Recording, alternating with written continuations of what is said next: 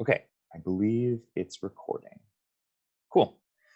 Yeah, so I'll get to it. And so also I'm going to be monitoring the chat during this.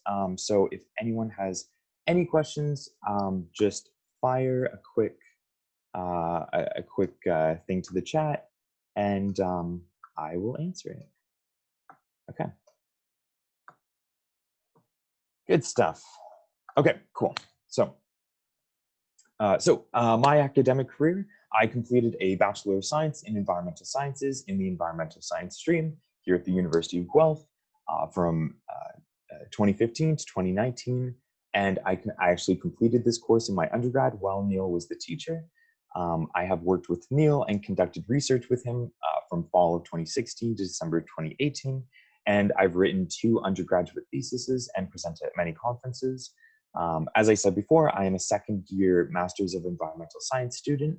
I started in May 2019. I'm working under Dr. Genevieve Ali, and I TA'd this course last year. So what I want to do is I want to go into my research, and I want to do this because just in case anyone is interested in my field of research or just wants to talk to me about it, I think this is a good time and a good opportunity for me to kind of just give a good, slightly in-depth look at what I've been working on. So I essentially am studying ecohydrology. So that is the combination of water quality and hydrology. So I'm conducting 2 studies in an agricultural context setting in the Thames River watershed. And so my first study is more focused on hydrology, and I will be assessing the river flow regime of the Thames River and its tributaries using traditional metrics, such as flow, duration, timing, magnitude, stuff like that. I will be quantifying river memory timescales, which is a more untraditional method and a little more modern method of learning how these rivers behave. And my second study is looking at water quality. So I am conducting a phosphate hotspot identification method comparison, and I'm assessing the influence of nitrate hotspots on hotspot identification methods. And finally, I'm assessing the influence of dry, normal, and wet years on both phosphate and nitrate hotspot identification methods. So my first study is looking at, sorry, one sec. There we go, that's better. Okay, so my first study is looking at assessing river flow regime using traditional metrics, using something called the IHA software. And so essentially what that is I am just learning how a river behaves over time. So rivers and streams are very complex systems. They essentially act as highways of transportation of water and nutrients and energy throughout the entire watershed. Now, this is very, very important because the upstream effects, what's happening upstream, can have a major effect downstream.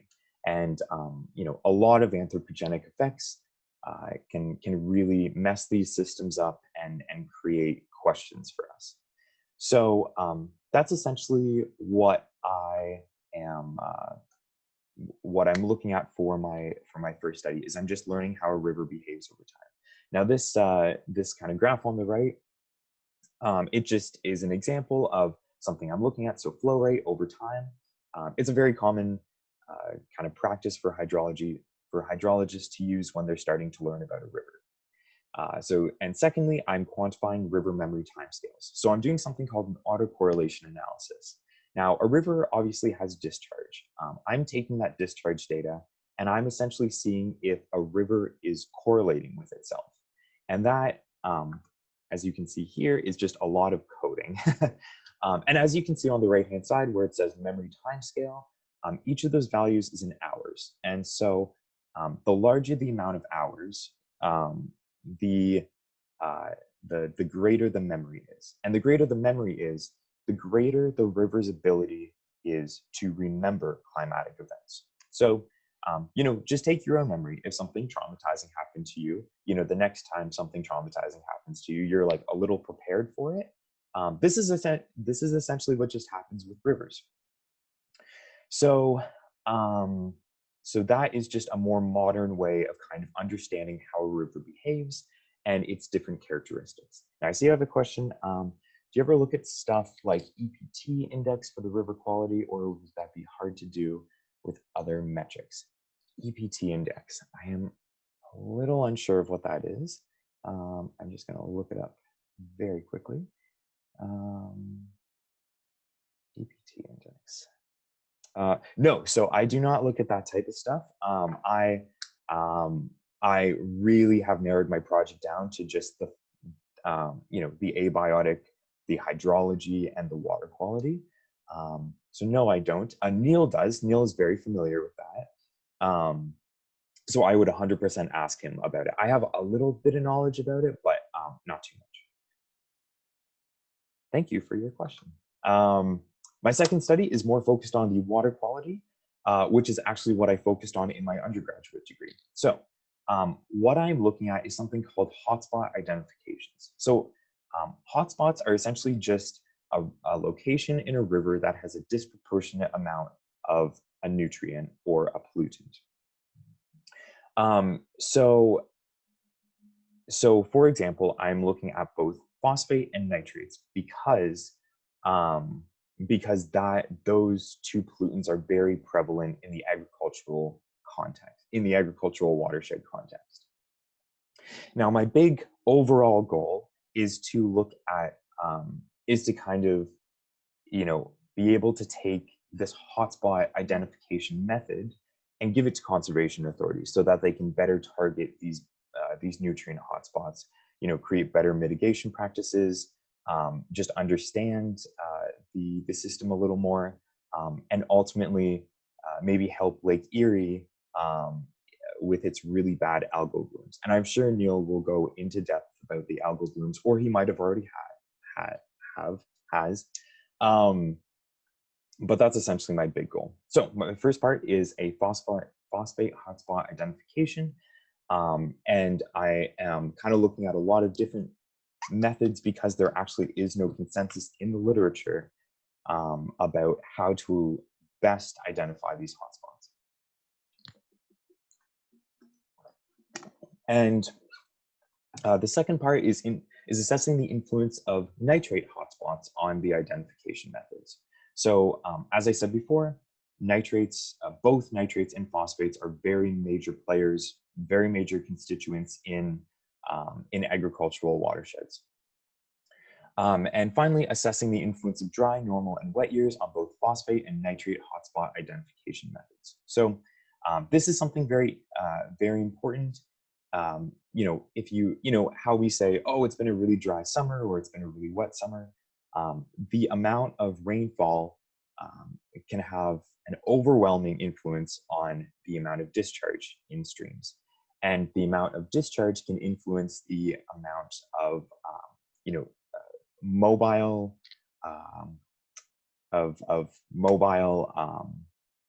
nutrients. Sorry, my internet connection is pretty bad. If it craps out, someone just give me a you know, a message in the chat. So dry, normal, and wet years are very important in looking at hotspot identification methods. So that's essentially what my research is. You know, as I was saying to Neil earlier, I have just finished as of 2 a.m. last night, I just finished my data analysis. So I'm very, very pleased with that.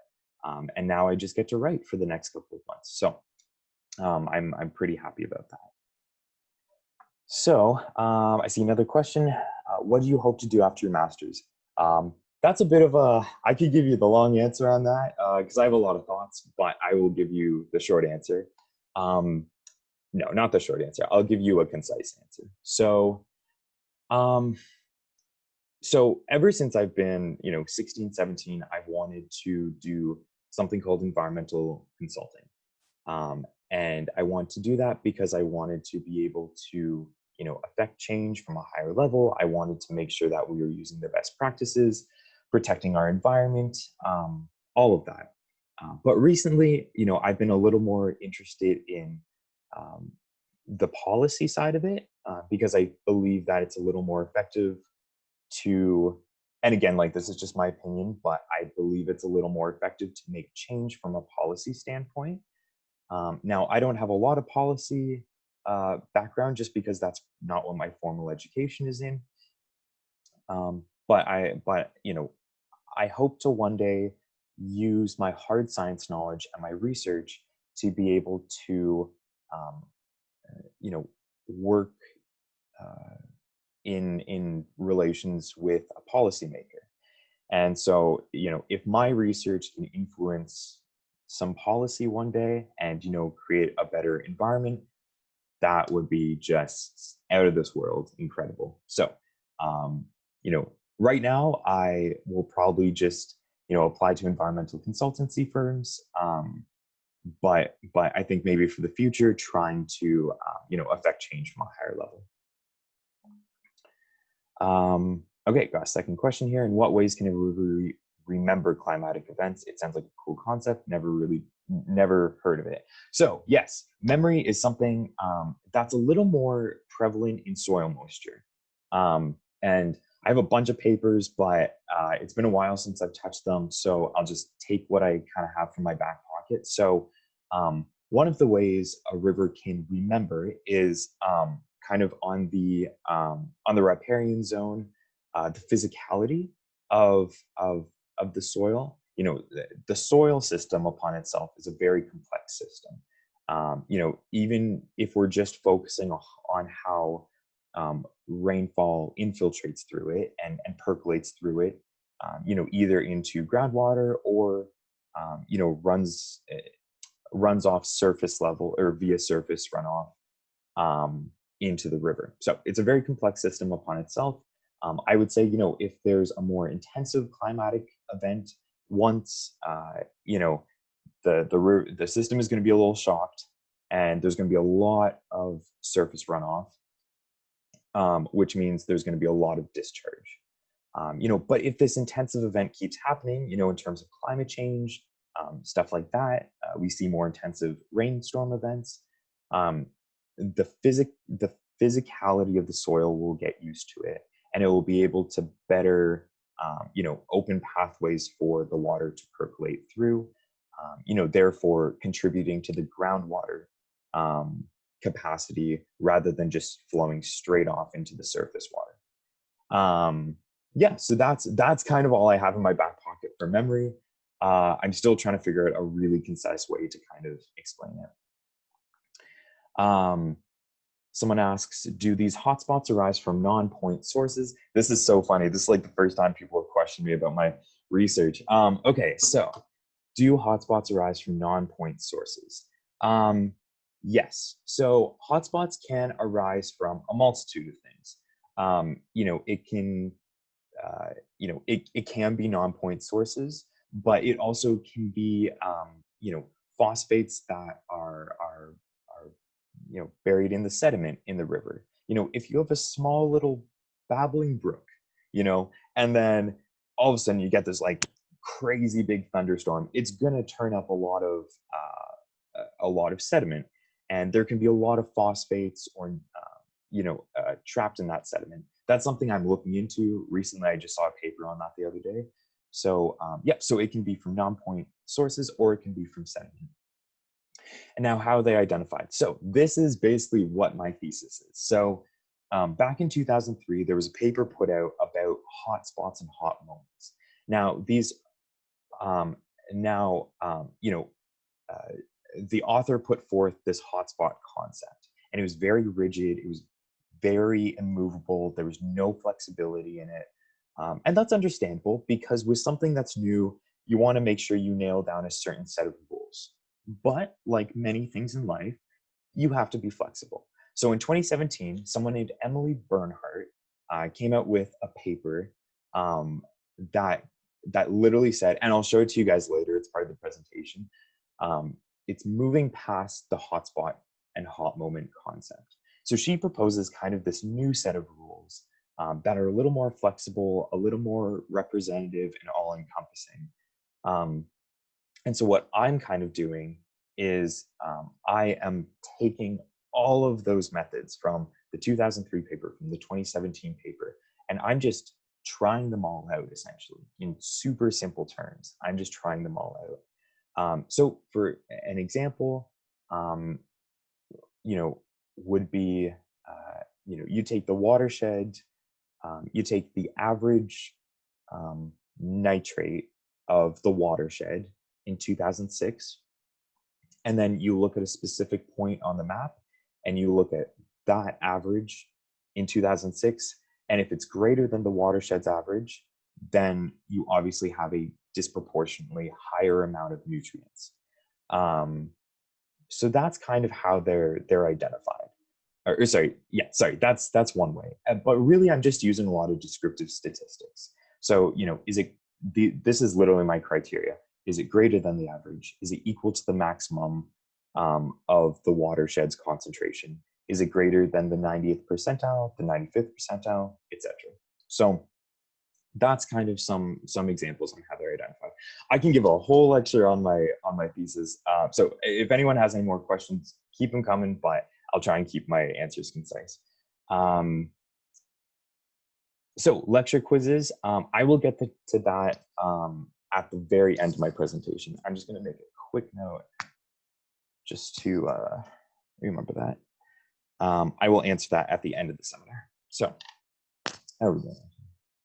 Oh, jeez, 12 already. Okay, so a little bit about me. I very much enjoy running. I very much enjoy volleyball. I taught it to myself this summer. I love TV shows like Parks and Rec, Schitt's Creek, etc., etc. Video games, pretty into that. And I very much enjoyed drawing. So what I'm going to do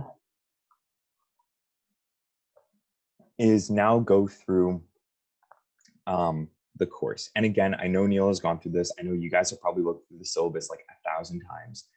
And if you're not, if you are going to take notes during the seminar, this is the time to take notes, because what I'm going to do is I've gone through this course as a student with Neil. I've gone through it as a TA, and I'm going to go through it as a TA again.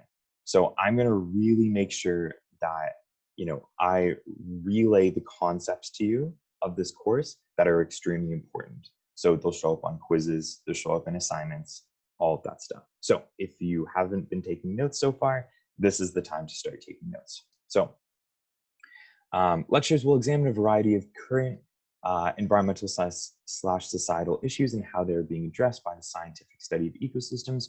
Broadly, these issues will be used to explore the following themes. So the first one, biogeochemical cycles and how human activities affect them. So, something that I've been talking about and that Neil talked about on the first day is when you look at a system, you look at,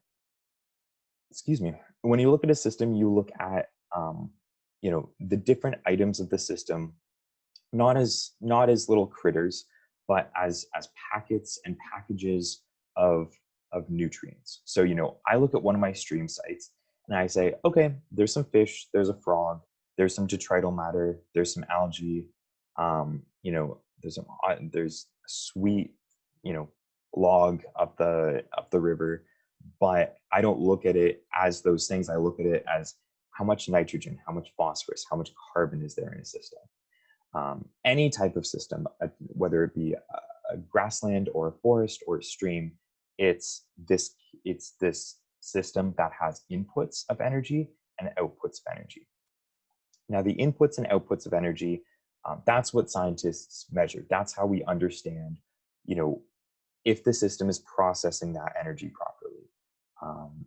And if not, we diagnose it. And then we look for ways to mitigate those problems and to further protect them, those systems. So biogeochemical cycles, such as the carbon, the phosphorus, and the nitrogen cycle, are very important.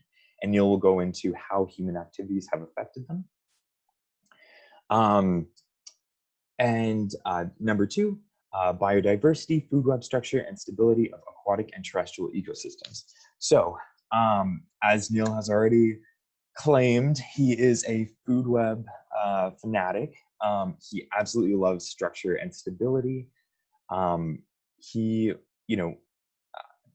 he really likes to look, so this is something that's definitely going to be on quizzes, is the relationship between biodiversity and food web structure and stability. So, if you have a crazy high amount of biodiversity, is that, you know, does that high amount of biodiversity equal a good stability for the system?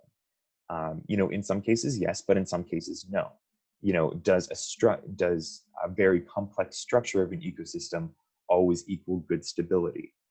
Those are questions and concepts that Neil is going to be going over.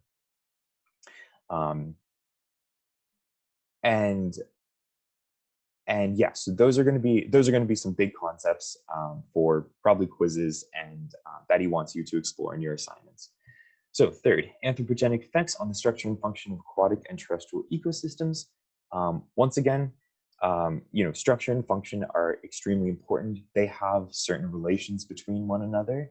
And if you have this solid structure, does that always equal a good functioning of the system? Or do you need to have kind of like this sweet spot in between, and then that equals the best function?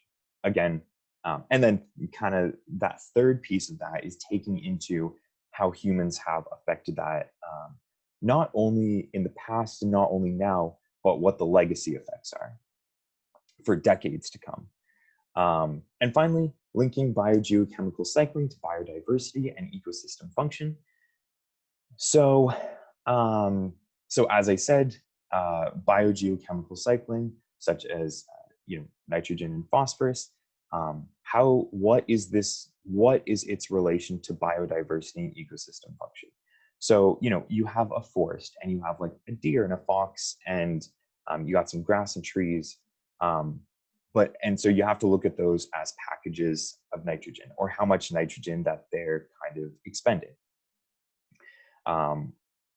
Now you have to go a step further than that, and you have to say, okay, there is the soil system, there are the microbes that kind of are processing all of these biogeochemical cycling aspects, and you have to take that into account. So that's something that Neil is going to go into, and that's definitely going to show up on quizzes. Yeah, so those are the 4 concepts that Neil is going to go into and that are going to show up on quizzes. So seminars, there will obviously we have our seminar today, and then next week we will have the introduction of debate topics, which I'll get into a bit later. The week after that we have journal article discussion, and then we skip 2 weeks, and then finally we have the writing workshop. Now the entire month of November, except for the first week, I believe, we are doing debates. And again, that's not for a while, but we will definitely walk you through everything for that and just make sure that everyone's kind of up to snuff on it. Sorry, I'm gonna grab some water.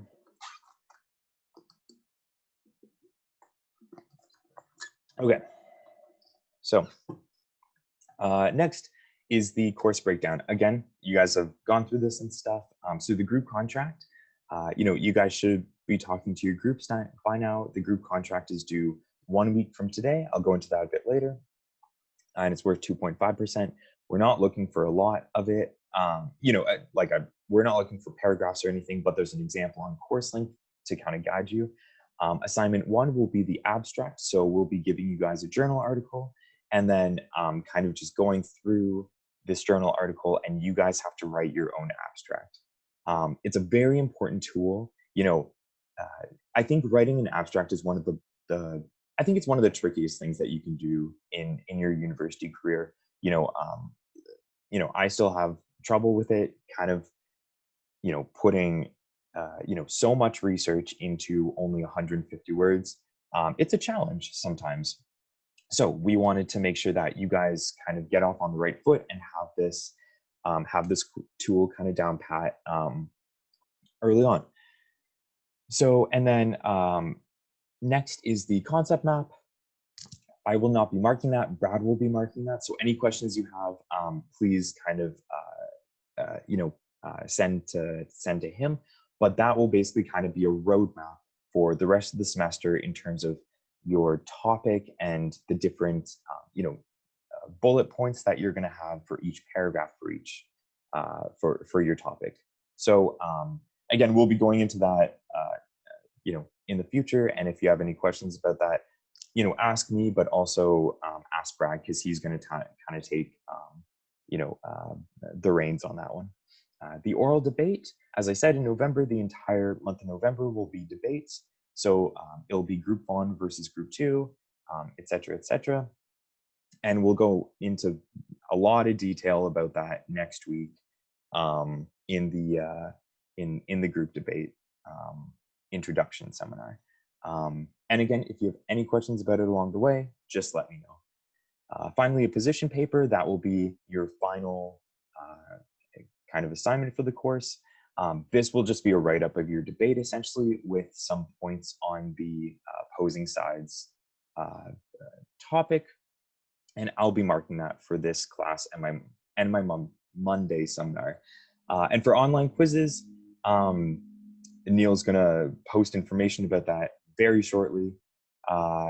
And I will be marking quiz 1, 2, and 3, and then Brad will be marking quiz 4 and 5. And I would say kind of just, so kind of just like my grading philosophy and stuff, especially because it is a super weird semester, I'm very lenient with oh my gosh, sorry, my mind. I'm very lenient with like extensions. That's the word I'm looking for. Just let me know a couple days in advance, or even just a couple days in advance, and I will be super, super lenient with that type of stuff. In terms of marking for the quizzes, it's kind of like you get what you give. And, so as long as you guys are working hard and showing that you actually understand the concepts and kind of giving it your best shot, I'm going to reward you guys for that. So that's kind of my philosophy on grading. So now we're getting to the real point of this seminar, is the literature search workshop. So first off, I will be doing an off-campus login demonstration just for you guys that don't really know how to do it, because everyone's off campus right now. I'll be doing a Web of Science and Google Scholar demonstration, and I will be doing a research article organization demonstration. This is so funny. I've just never talked for this long without anyone else talking. Okay, so here we go. So so I'm just gonna give you guys a quick demonstration. So I'm gonna move this guy over here. Okay, so say you're doing research for your paper or your assignments, and say I want to look up hotspots. So I'm gonna go to Google Scholar,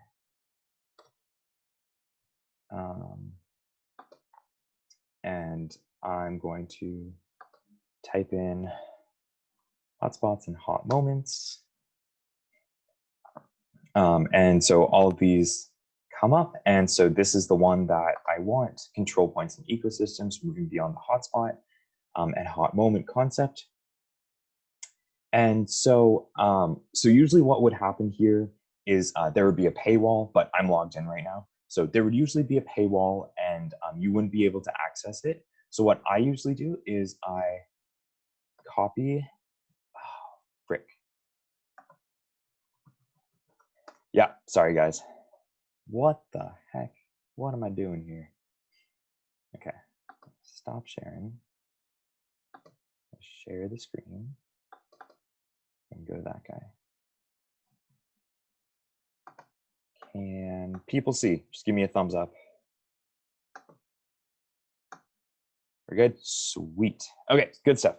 So, so what I essentially did was I just went to Google Scholar, and then I found the paper I wanted. There would be a paywall here normally, and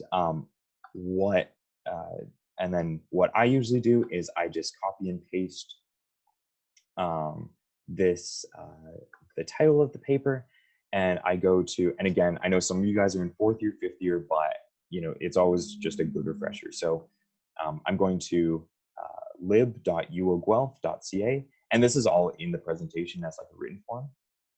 And so I go there, and what I usually do is then I just copy and then I just paste the title in there, in that search bar there, and then it loads, and then it comes up with this list. So the article is available online, and so I click available online, and it brings me to this page. And then it gives me a bunch of different links for where it's accessible. I click on it, and it asks me to. There we go. It asks me to log on with just log in through the University of Guelph, and so I click log in, and then it should bring me to the journal article.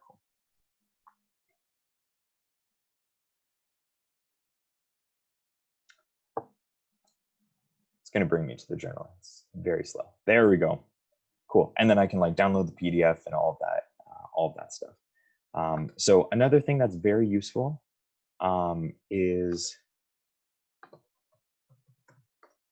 if you don't have a journal article at first and you just want to kind of do cast a big wide net, what I usually do is I go to the library, and then I scroll down to this link here, journal databases.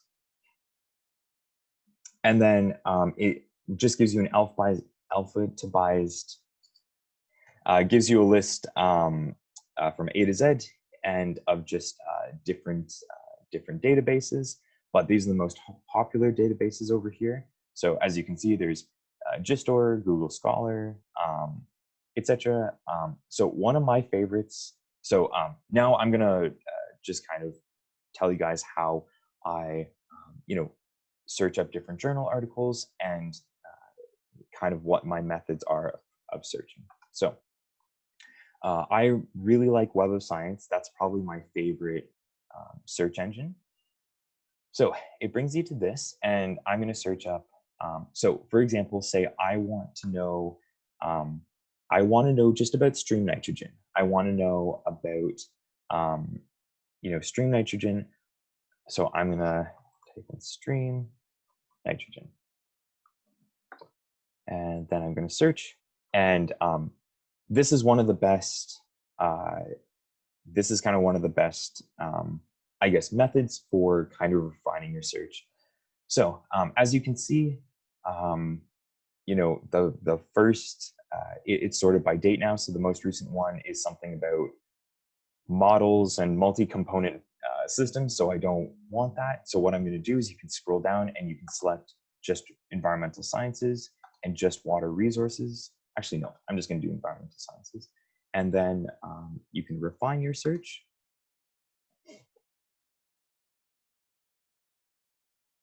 And there we go. So this is more so, this is still sorted by date. And then the next thing that I do is I go to time cited. So you can see how many times this journal article was cited in this field. And obviously, the more times it's cited, the more it's like a foundational paper kind of. So one of these is the human alteration of the global nitrogen cycle, and it was cited 3,400 times. So you do know that there is a foundational paper. For your assignments, this is very, especially for your written, your big term paper at the end of the term. This is a very important, or this is a very good way to kind of search up different journal articles. Just because you can get that foundational source, and then further, if you find a foundational source, you can click on here. You can click on the time cited, and then it'll give you just a whole list of all the different papers that have ever cited this. So kind of if you're going on like a hunt or like a deep dive for some good journal articles, this is a very, very good method to kind of just understand kind of the linkages and the relationships between who cited who, and if this paper is foundational or not.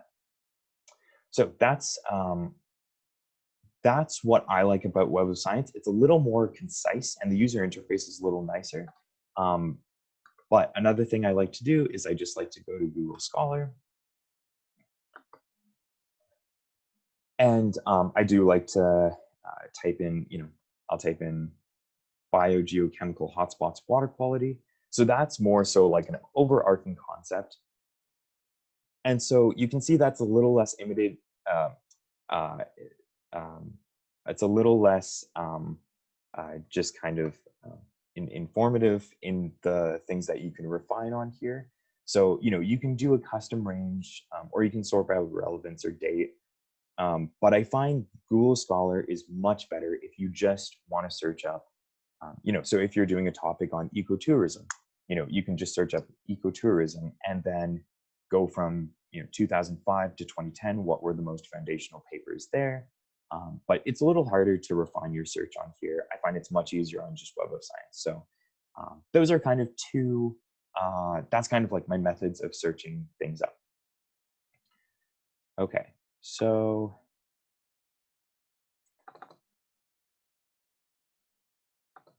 I'm going to go back to my presentation. Someone just give me a thumbs up or something in the chat if you can see that.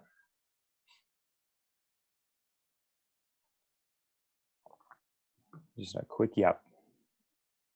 Okay, I'm assuming because, okay, cool, that's probably good. Sweet, okay, oh, sorry, yeah, okay, good stuff. So, yep, so those are essentially kind of like my methods of searching things up. Here's just kind of a list. If you're ever looking back on this presentation, if you're looking for general literature reviews, I really like to use Google Scholar, and I like to use large, broad words, so like overarching concepts. If you're looking for specific niche papers, make sure your keywords are effective and just like concise, and I like to use Web of Science for that. Something that is a very useful method is using the asterisk method. So you can type, if I type phospha and then the asterisk, it will give me results containing kind of like any suffix after the asterisk. So it'll give me like phosphorus, phosphates, etc. So that's really useful if you don't want to, do 10 different searches for a topic or something like that. You can also use the cited by method, as I mentioned, and you can also use the times cited method, as I had mentioned. Journal article organization. So one is Mendeley. Now, at this point, I would usually just get a show of hands, but so I'm sure some of you guys have used Mendeley, but I'm sure some of you haven't. So Mendeley is essentially just a database for organizing journal articles. So again, I'm gonna bring up a different screen. Someone just give me a thumbs up if you can see that. Cool, good stuff. So Mendeley is a database organizational tool for journal articles. Oops. So, so you can see here that I have like a bunch of journal articles. And sorry, let me backtrack. Journal article organization is very important. When I was writing my thesis proposal back in February, I had to sort through like 200 journal articles that I had saved just to find about 50 that I really wanted. And so if I had done that ahead of time, it would have saved me hours. So I think that's very important with the topics that you're bringing up and researching this semester, just to kind of say, okay, I don't have to spend hours going back through all the journal articles. I can just spend 20 minutes going through Mendeley. So this is a really great tool. Essentially what you can do is you can, find a journal article online, you can download it, you can import it into Mendeley. Something that I really like to do, again, just yell it. How about you guys just yell at me if you can't see the screen? So I, will go to the role of biogeochemical hotspots, etc. Okay, well, that just downloaded it. Okay, that's a bad example. So I'll go to this, And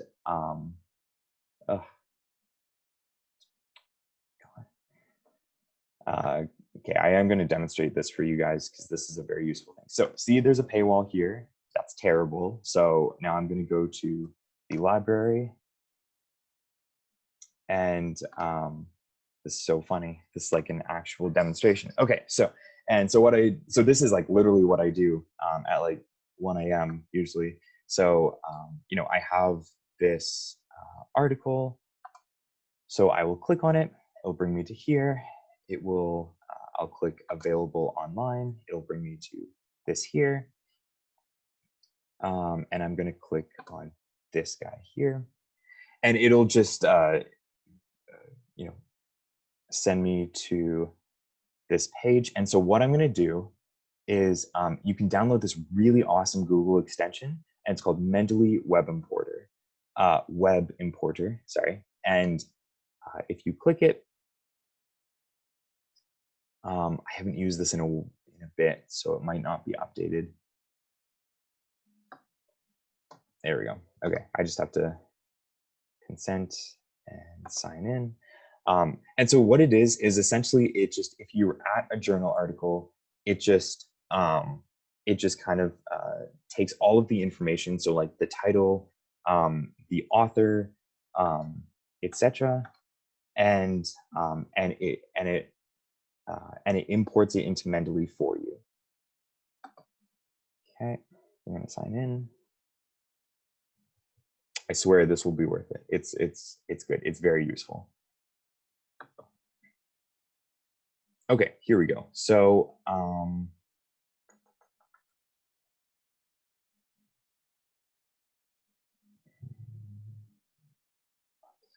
okay. Sorry, this is a slightly, sorry, I'm going to choose a different link. But basically it just takes all the information, puts it in this web extension, and then you can download it, and it imports it into Mendeley just automatically. And hopefully this will work here.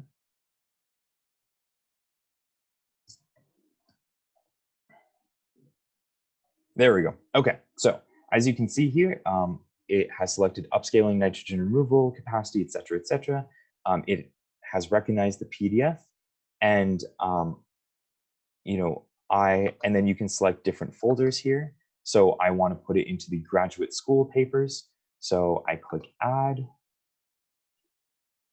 and it's loading. It says it's adding over here, and then it says it's added the reference and the PDF. So I knew this was worth it. So if I click on recently added, or no, sorry, if I go to graduate school papers, and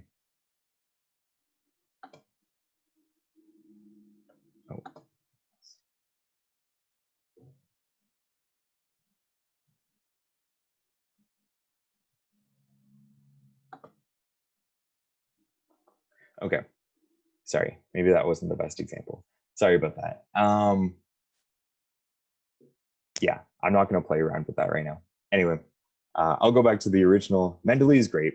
The point of that is that Mendeley is a very useful journal article organization. So if I go to grad school papers, and you know, you can do different different folders, and then you know, this is the foundational paper, the control points that I was discussing. And so, you know, what you can do is I can highlight anything in the PDF. I can click on this little symbol here, and I can make notes. So if you're a person who, you know, if you have 10 journal articles that you want to go through and you don't want to print them out, but you also don't want to make handwritten notes, this is very useful in terms of just having a PDF, being able to make very concise and easy and user-friendly notes. Yeah, apologies about that demonstration. That was something that I had just remembered, but if you want to play around with the Google Chrome extension, you can, but it's pretty easy to just download the PDF and then import it to Mendeley. So that's my personal method of kind of looking at journal articles. You can also do something called an annotated bibliography. which is just having the journal article title, and then kind of the journal article title, and then just having a few points under it, or writing like a short paragraph of, why this journal article is important, what's it about, why did I even choose this, and if it is good, what can I do, or what pieces of it can I take to support my argument. So those are two of my personal methods. I very much enjoy just kind of, as I'm writing, taking a journal article and writing a few points under it, and just answering the few questions of, why is this important? What did I want from this?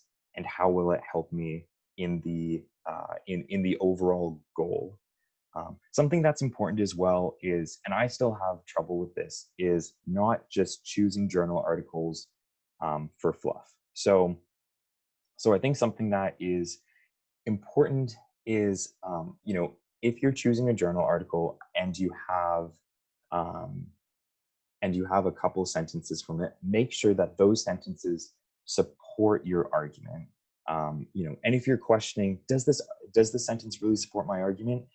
Then kind of look at it, and it might not, and it might be, fluff, or it might just not be like 100% relevant. Anyway, that's a further discussion as you guys get later on in the semester. So the next thing we have here, oh, right, and then this is, again, with Mendeley, you can download the Mendeley app on your phone or tablet or whatever, and you can essentially sync it up with your computer, and then you can download papers offline. So if you're traveling, if you're like in a coffee shop and it doesn't have great Wi-Fi, this is really good just to kind of have like a paper on the go, and if you're doing notes or anything. Yeah, so this is like a very, and it includes like all your notes and everything. So this is a good kind of like little extra tool that I use sometimes. So the literature workshop is done. I apologize about that Mendeley extension thing. So items for next week. So debate groups are posted on CourseLink. I saw that some people had already submitted their group contract. I will say this now, and I'll say it 1,000 times, make sure you get in contact with your group ASAP, whether that be over Facebook Messenger, Teams, Zoom, just anything. Because, you are going to be working with them for the rest of the semester. So you guys need to kind of settle on, a good way to communicate and just meet each other. And so, as I said, group contracts are due 1 week from today, so October 2nd.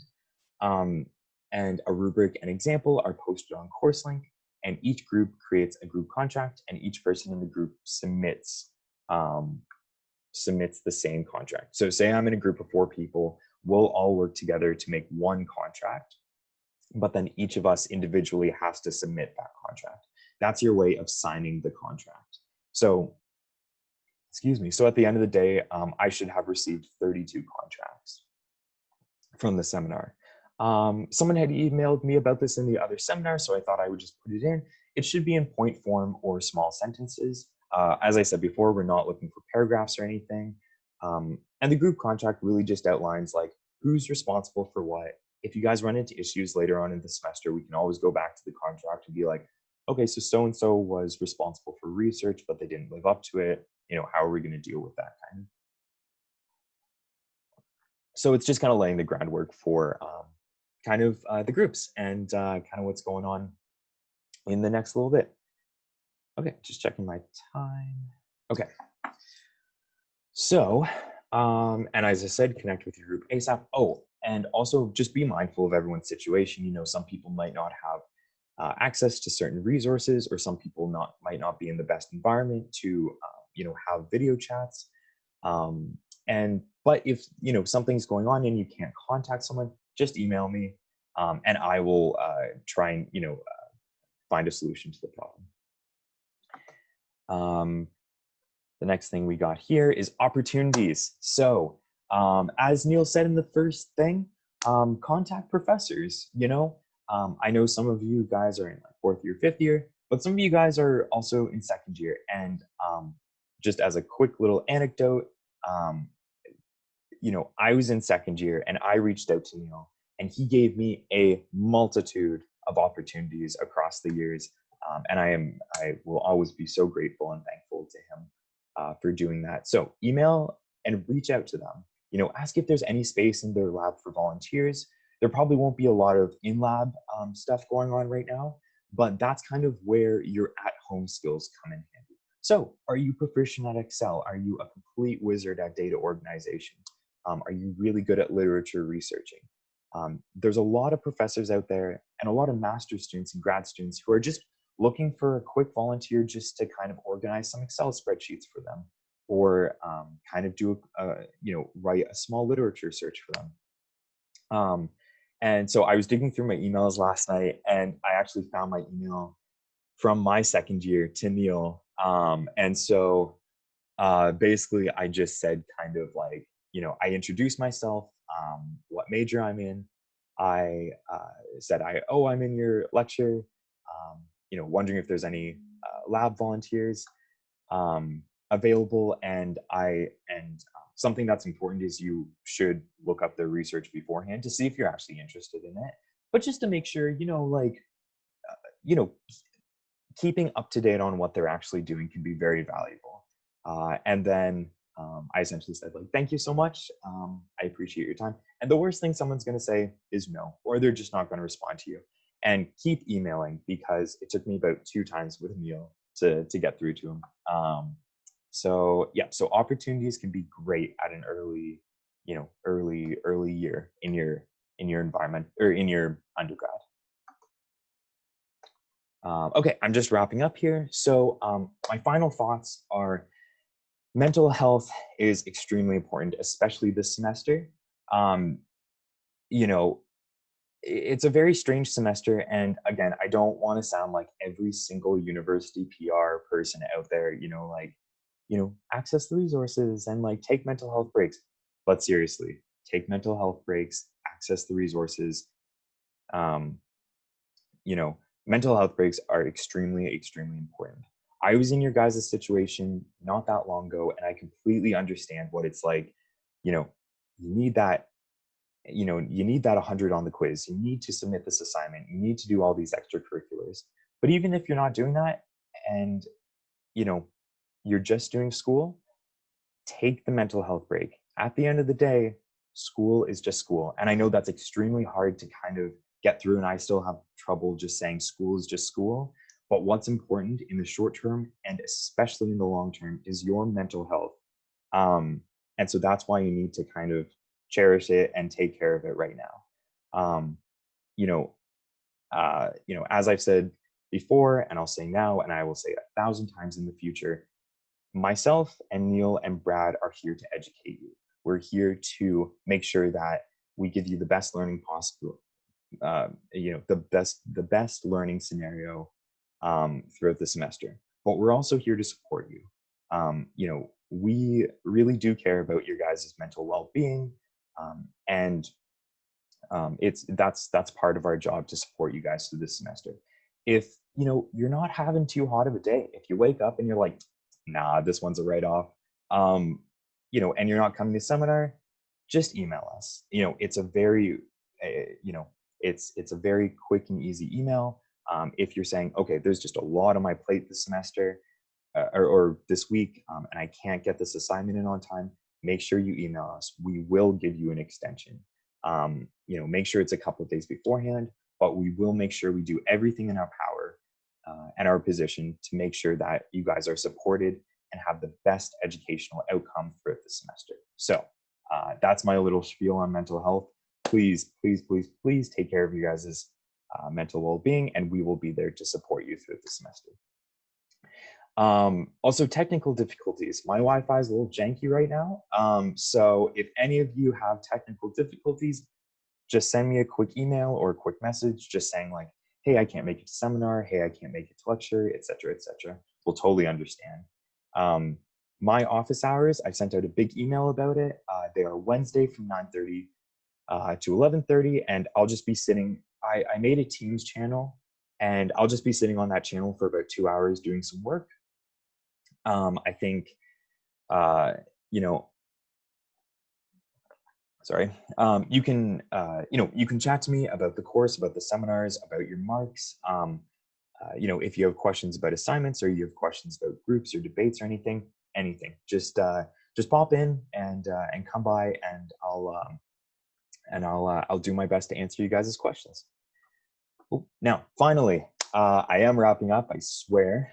So this is one of my personal philosophies. If anyone's ever watched Parks and Recreation, it's one of my favorite shows, and you know that Leslie Knope is a force to be reckoned with. So no one achieves anything alone. Now, I think that really encompasses the thesis of the show. I think it really is a mantra that you should take with you for the rest of your life. You know, looking at the world right now, it's, you know, support and love and compassion is something that we all need right now, you know. And I know that this is just a course and you guys will just be doing this for one semester, but you know, you guys really need, I think we all need to practice it throughout the semester of just, you know, making sure we communicate properly, make sure, you know, if someone's in kind of a bit of a situation, you know, just, you know, be totally understanding, be nice, be compassionate. And I think that's something we need to carry with us, you know, throughout our entire lives, and you know, and kind of go beyond the extent of this course, and you know, make sure we practice that, because you know, when we practice that and when we surround ourselves by people that are understanding and compassionate and kind, you know, we become the best version of ourselves. And I think that's a really cool, just kind of thing to carry with you throughout your life. And as I said, with this course, we will all be working together, and Neil and Brad and I will definitely see you guys through, and we will provide the best education for you throughout the next upcoming months. And I'm very, very excited to do that. And finally, I saw this trend going around that was like, give a boring fact about yourself, because I thought that was pretty funny. So an interesting fact is after undergraduate, or after my undergrad degree, I'd saved up for a couple of years and I traveled Europe for about a month. I went to Italy, France, Switzerland, Scotland, England, and Iceland. And if you look at the word interesting, and then if you look at the S, if you go up to like where that little kind of you know, rock is jutting out, I actually climbed that mountain when I was in Iceland. I didn't take this picture, but yeah, that was really cool. And a boring fact about myself is I bought this rugby shirt at a thrift store the other day, and it is now my favorite shirt, and I probably will never take it off. So that is it for my presentation. If anyone has any questions, I'll be sticking around here for about 15 minutes. Just let me know if you guys have any questions. Again, this was recorded, and I will stop the recording.